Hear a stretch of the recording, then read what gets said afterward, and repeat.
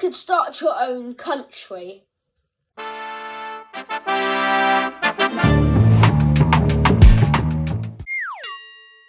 If you made your own country, it would probably be a micronation. Micronations are small, self-proclaimed countries which are not recognised by any other official country.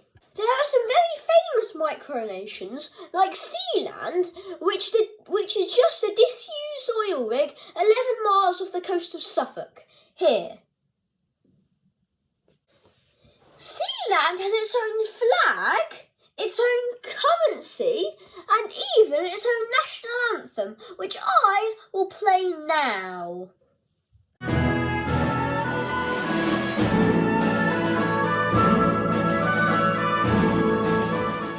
I just walked the length of Sealand before the national anthem finished.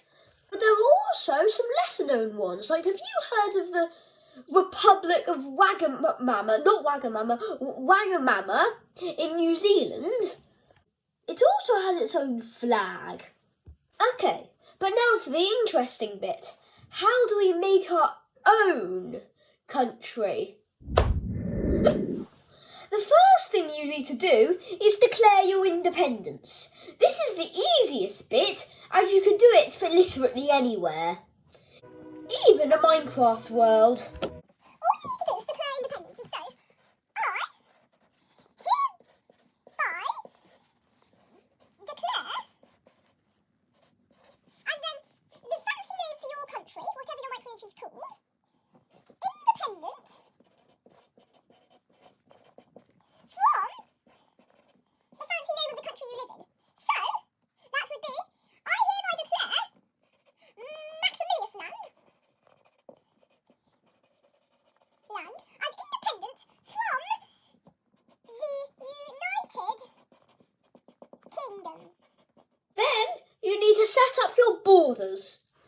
I have decided to make my borders just in my bedroom where I'm filming my video right now. It's a bit messy, I'm not going to show you it right now. But when you can really set up a micronation anywhere and it won't matter. Welcome to the Democratic People's Republic of Yogamat. Next, you have to decide the political standpoint of your nation. You can skip over this bit as it's quite boring. But basically, you need to decide if your country is communist or capitalist. One is slightly more appealing than the other. And you need to decide who runs your country.